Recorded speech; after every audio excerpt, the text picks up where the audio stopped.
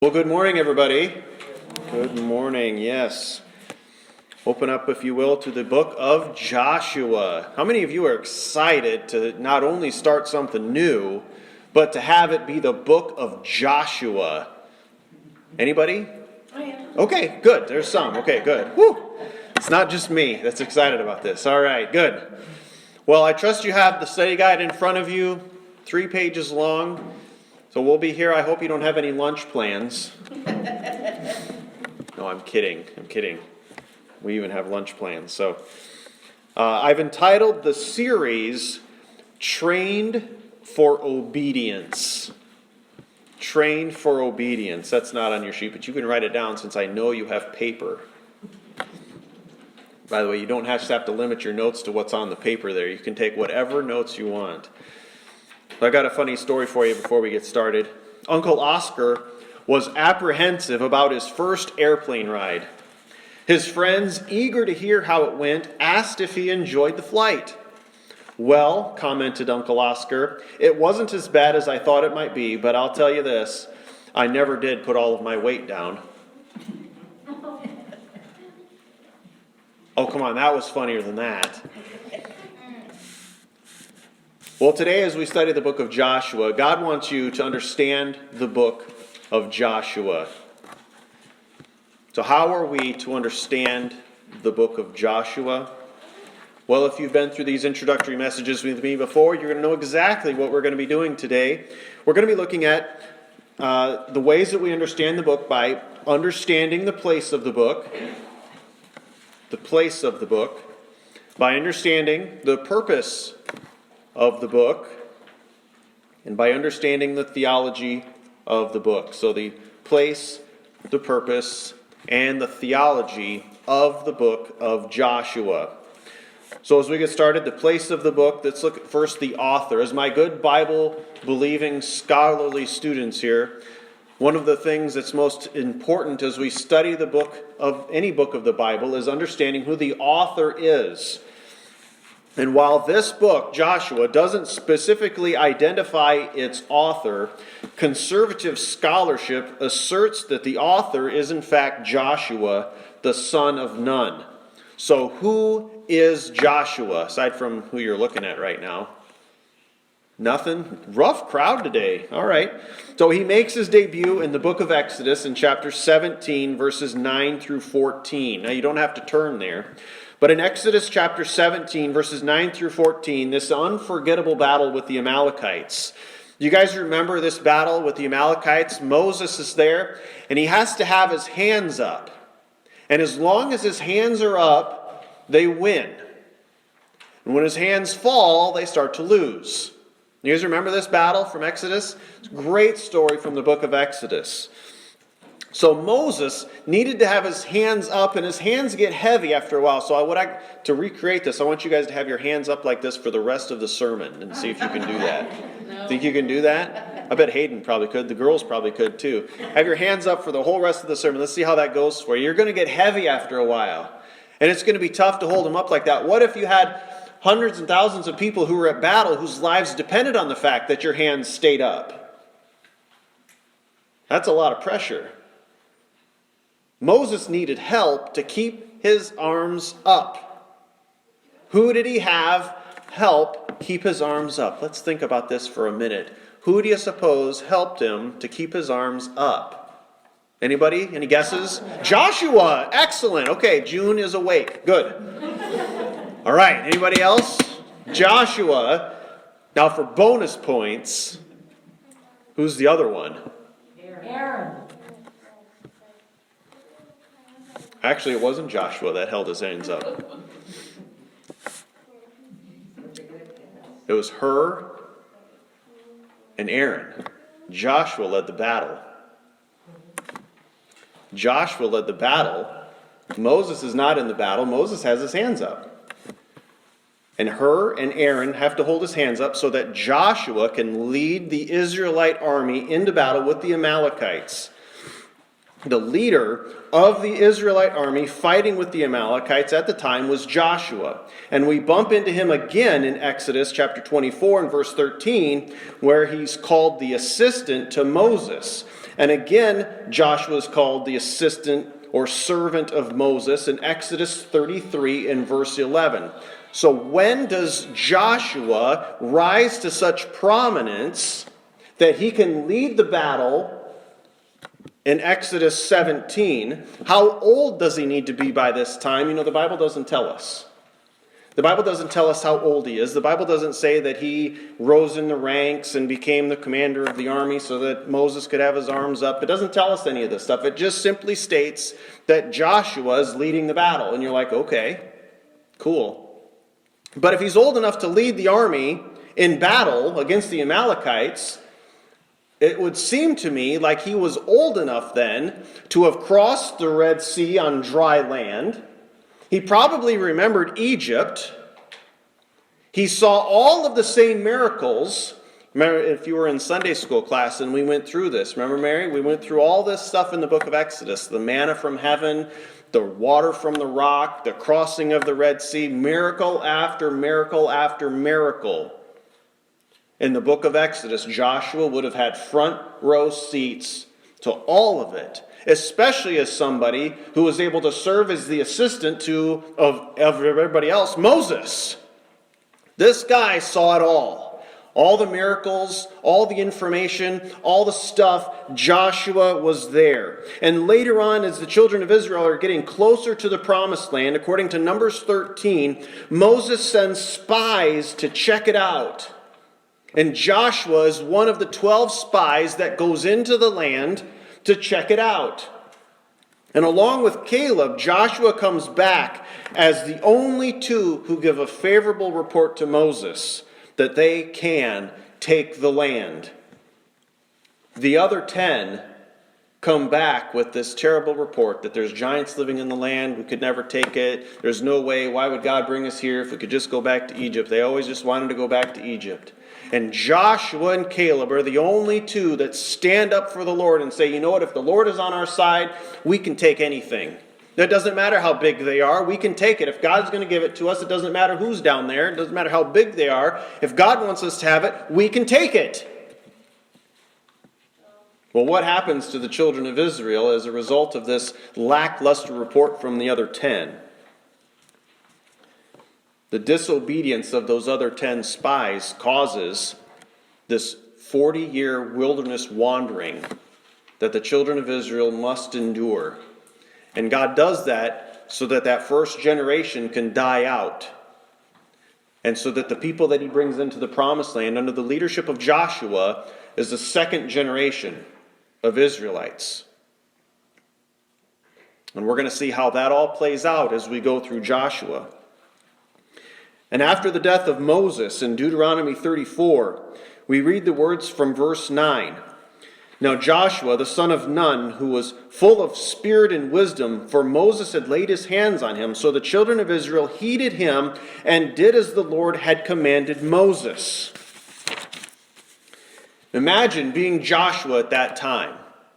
You'd been through the Red Sea on dry land. You lived in Egypt for a period of time.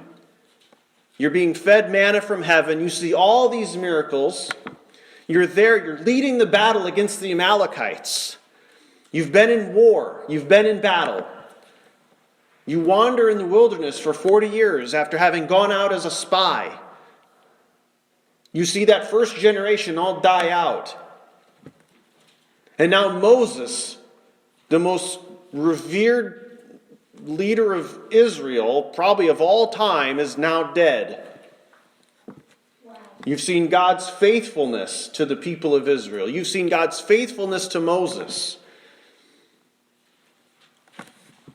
How do you think Joshua feels now that Moses is dead?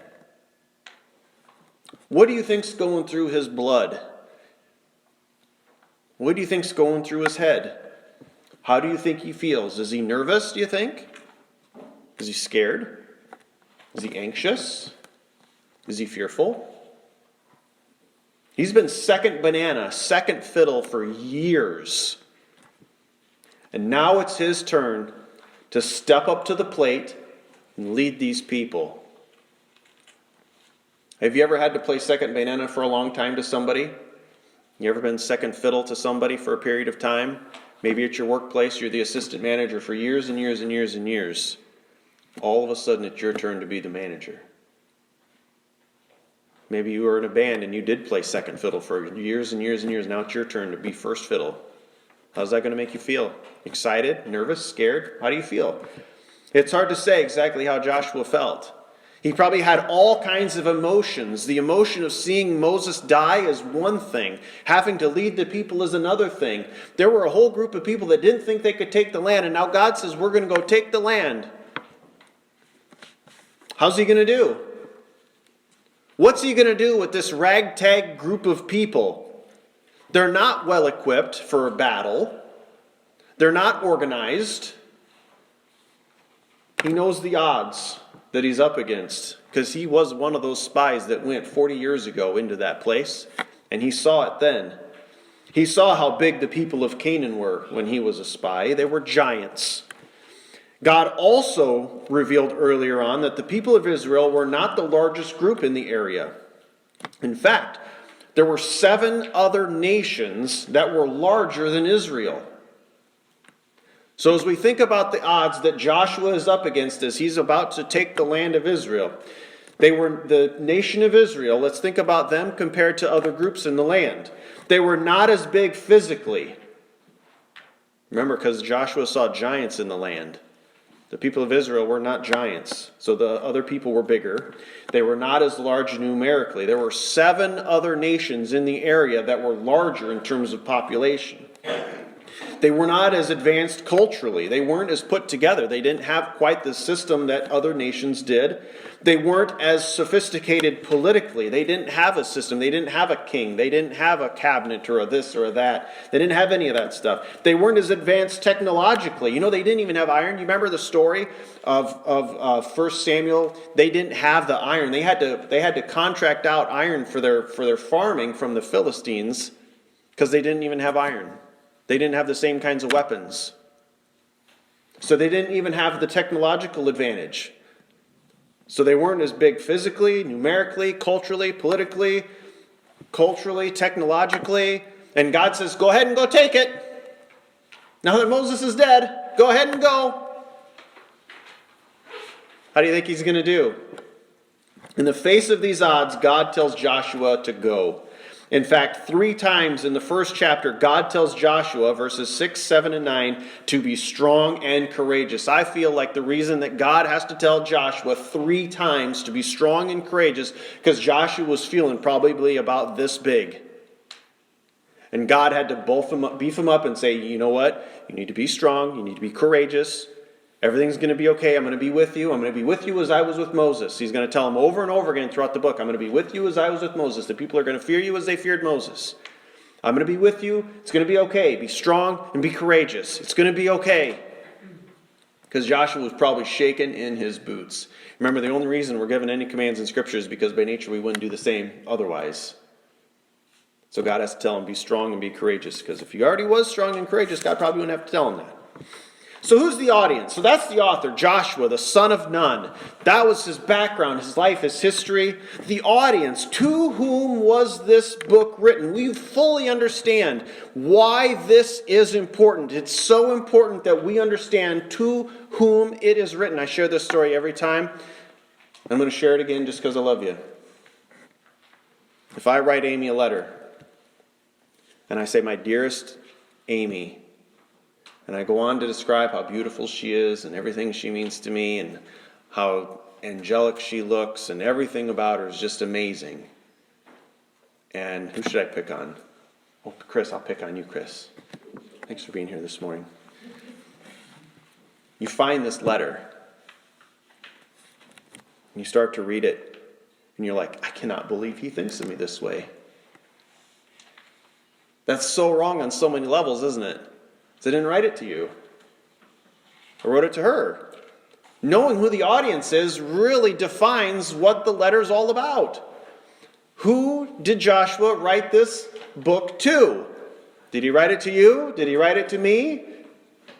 It's for the nation of Israel. He wrote it to the Israelites. It's in the Old Testament. We have to put on our Old Testament hats when we read this. We must first consider that this book is written in the Old Testament. We cannot place into the pages of this book all that we understand from everything else we've read. Joshua does not have the advantage of having the book of Revelation to tell him how everything ends. He doesn't have the epistles of Paul explaining to him the fullness of the riches that we have in Christ. He doesn't know that one day a king named David will shepherd the children of Israel, or that the nation will splinter into two parts after the days of Solomon. He doesn't know about the Babylonian captivity or the return from the exile. So what does he know? Well, a lot of what he knows about God is what he's seen. He has had firsthand witness of so many miracles. As the assistant of Moses, he had a front row seat to the inner workings of the children of Israel. Who knows, maybe he even read some of the original manuscripts of the writings of Moses that we call the Pentateuch. Genesis, Exodus, Leviticus, Numbers, Deuteronomy. It is with his experience, knowledge, and understanding that he writes this book to the children of Israel. The age of the book. So the author, the audience, and the age. When was this book written? Based on historical evidence and other known dates, it seems likely that the conquest described in the book of Joshua began in 1405 BC. We're about 400 years away from the reign of King David and hundreds of years since Abraham. There's not a whole lot going on in history around the 1400s BC. But this is an important event in the Old Testament, the conquest of the land. Now let's look at the purpose of the book. The purpose of the book, the key themes. So there's a lot of different key themes that are described here by different authors. Many themes have been offered, either as a whole or in part of the book. One author gives these three themes.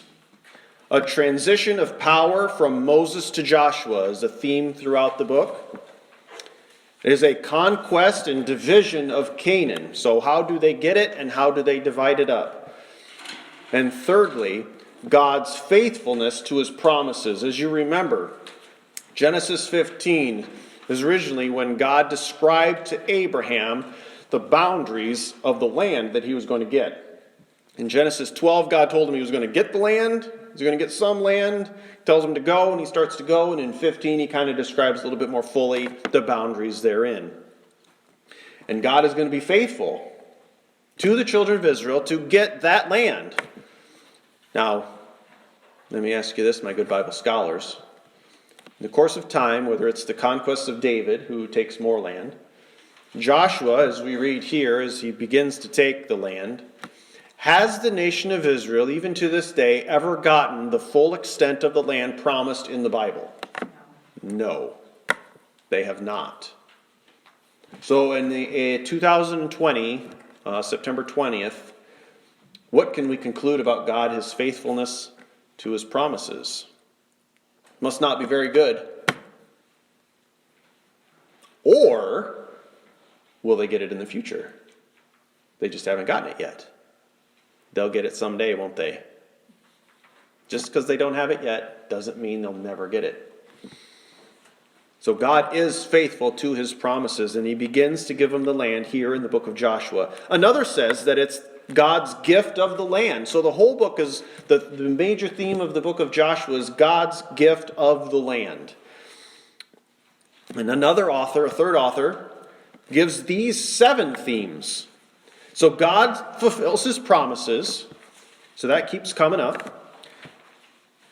Disobedience leads to disaster. And we're going to see that again and again in the book of Joshua as well, that disobedience leads to disaster. True faith requires action. It's one thing for Joshua to say that we can take it. It's another thing when he gets in there and starts taking it. So true faith requires action. We must take possession of what God has promised, as a theme of the book of Joshua.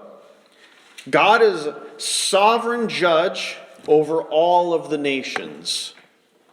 So Joshua's going to bump into a lot of different nations over the course of this book. And how does God deal with Joshua as he deals with these other nations? Holiness fuels the miraculous. So that's an interesting one. And leadership matters. I challenge you, as you read through the book of Joshua on your own, as you read through it in preparation for each Sunday, as you read through it as a whole, no matter what you do, if you read through the book of Joshua, I'm going to challenge you to come up with your own themes. What are some other things that are going on in the book of Joshua that you can describe and put your finger on? What are some of the themes that you can come up with for the book of Joshua? Well, I've entitled it, Trained for Obedience. As I read the book of Joshua, all I'm seeing is how Joshua has been trained and trained and trained and trained. And he saw the miraculous over and over again as he was the servant of Moses. He was trained for obedience. He knew what would happen if you were obedient to God. You could get manna from heaven. He also knew what would happen if you were disobedient to God. When Moses struck the rock and God says, "You're out," I bet you Joshua was there for that too. And he knows what's happened if you're not going to be obedient. Sometimes to be trained for obedience, you've got to see both sides of that coin. And Joshua did see both sides of that coin. He saw the 40 years of wandering when they decided that they couldn't take it, even though God told them that they could. He saw faithfulness. He saw disobedience. And he was trained for obedience. And as we go through this book, we're going to see what happens to a man who's on fire for God, who's trained for obedience, and who's willing to listen and do what God tells him to do. The key verse. Are you ready for the key verse? Joshua 1:9. Have I not commanded you? Be strong and of good courage. Do not be afraid, nor be dismayed, for the Lord your God is with you wherever you go. Joshua 1:9. Have I not commanded you? Be strong and of good courage. Do not be afraid, nor be dismayed, for the Lord your God is with you wherever you go. And they're going to go a lot of different places. So the outline of the book. So generally the book is outlined into 3 different parts.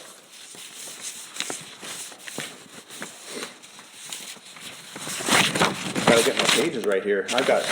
This is probably the most notes I've ever had for any sermon. Can you believe that? So 3 different parts of the book here. Chapters 1 through 12, subduing. We see a subduing of the land by Joshua in chapters 1 through 12. And then chapters 13 through 21, a settling of the land. So they've subdued it, now they're going to settle in it. And then in chapters 22 through 24, there's a stumbling. Just when you think everything's going well, somebody's got to upright the apple cart, you know. It's always somebody. So as we get a little deeper into this, I remember when I was in college, I took a course on the book of Genesis. It was what we called a module class, which means, typically when you go to school, you go from, let's say, end of August until early December, and that's one semester. And you do all your coursework during the course of that semester. Well, a module was 1 week long. So you did all of that coursework in 1 week. So you got to class at 7 and you didn't leave till 4 or 5 that day for a week. And then you had several weeks after that to do all your papers and tests and stuff like that for the class. It's called a module. I took a module of the book of Genesis. And I remember very clearly that one of the assignments that we had as we went through the book of Genesis is that we had to memorize, maybe not, chapter and verse, but we had to memorize something about every chapter of the book of Genesis. And he had it all laid out for us, what we're supposed to memorize, and it was on a test. And so, even to this day, I can still remember, Babel's that chapter, and the call of Abraham, chapter 12. You just go all 52 chapters long, and you had to memorize all of them. Well, guess what you guys get to do for the book of Joshua? Oh dear, who said that? Take notes. Well, you know what? You guys are in luck. Guess what you've got is some notes. And I'm gonna make it so simple for you. Are you ready for this? Chapter 1. Support. Notice they all start with the same letter. Don't you just, where's Cheryl at? Cheryl always loves all my alliteration. She would faint over seeing this. So chapter 1, support. Chapter 2, what do you think chapter 2 is? What's the S word, do you think? Spies. So spies go out in the land and we meet an interesting lady in chapter 2. Chapter 3, span. They're going to cross the Jordan River. Chapter 4, stones. They lay those memorial stones. Remember that?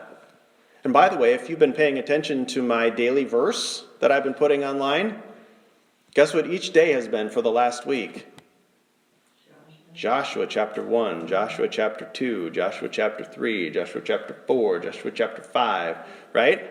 Almost like I'm getting ready for this, which I hope you have been too. So chapter 4 was stones, those memorial stones. Chapter 5, sacrament. Remember we talked about the first generation dying off. Now we have to deal with this second generation. There's a sacrament that they have to do. Chapter 6, strategy. Keeping up? Am I going too fast? My spiller's not working. Oh no, I can't help you with that. So chapter 1, support. Chapter 2, spies. Chapter 3, span. Chapter 4, stones. Chapter 5, sacrament. Chapter 6, strategy. Remember, that's when they go take Jericho, and they have a special strategy that God gives them. Chapter 7 is sin. Somebody's going to do a no-no. We're going to learn about that in chapter 7, the sin. Chapter 8, submission. So after that sin happens, and we get things right, and they actually submit themselves to God, we see what happens in chapter 8, so submission. Chapter 9 is a scandal. Oh, drama, drama, drama. It's like a soap opera. There's a scandal in chapter 9. Read all about it. Chapter 10 is success. And then chapters 11 and 12 are a summary. So what do you think of that? You probably memorized those first 12 chapters now, can't you? Probably almost have half of that memorized, don't you? Who thought studying Joshua was going to be tough? Come on. You want me to? Should we go over them again, or do you got them all? All right, let's run through them real quick here. Support, spies, span, stones, sacrament, strategy, sin, submission, scandal, success, and summary. First 12 chapters of Joshua, just like that. You probably know something about every chapter now as we walk into the book. And then the second section, 13 through 21, the settling. I didn't break that down in any bit because it's just all kind of one big conglomeration of something here. It's the sections. So they're going to section off the land, and this guy's going to get this plot of land, and this tribe's going to get that plot of land, and the Levites get these cities, and on it goes. So the sections. And then the third section, 22 through 24, the stumbling that we find in this third section here. Chapter 22 is a schism. I know, Joe, schism. S-C-H-I-S-M. Schism. Everybody know what schism means? No. It's when there's a break in unity amongst people. So we just got done subduing this land, and we sectioned it all off, and everything's going great. And wouldn't you know it, a few of the tribes start fighting with each other, and there's a schism. Like, come on, guys. Chapter 23 is a salutation. Joshua gives a farewell address. So a salutation by Joshua. And then chapter 24, everybody's probably got 24:15 memorized. We have it up in our house, actually, in our kitchen, Joshua 24:15. Choose this day whom you will serve. Guess what that S is? Service. Sometimes this stuff writes itself. So schism, salutation, and service. The last 3 chapters. There's your outline. If you keep this outline and you refer to it each week before you come to church, you're probably going to know exactly what we're going to talk about each day. And 10 weeks from now, when we get to chapter 22 or whatever it is, we're going to be talking about the schism. It's like a red carpet for you guys. Let's study the book of Joshua. So finally, the theology of the book. Now, there's not a ton of theology in the book of Joshua. It's very historical. It's very much written in prose. So there's not a whole lot going on here. But as we think about bibliology, which is the first one, bibliology, throughout the book of Joshua, we see God directly talking to him. Now, bibliology is the study of the Bible and how we got our Bible and the veracity of the Bible. Is it true? Is it trustworthy? Is it faithful? Is it accurate? Those sorts of things. And we can debate about that, and a lot of scholars go back and forth, and who wrote this, and is it whatever, and on and on it goes. But you know what you really can't debate with is if God tells Joshua something, that's probably as good as it's going to get. That is right from the horse's mouth. So that's pretty good. So those are the words of God, just as sure as what we have written down in the Bible itself. Then theology proper is number 2. Theology proper, the study of God in general. God shows himself as sustainer to Joshua throughout the book. His character is on display, as is his grace, mercy, compassion, and forgiveness. His power is also on display as the one who gives victory in battle, as well as the one who allows Joshua to be defeated. Number 3 is Christology. Now, there's a really awesome Christophany that we're going to study in chapter 5. A Christophany is a pre-incarnate appearance of Christ. So you can read the end of chapter 5 if you want to check that out for yourself, but we'll get there in a few weeks.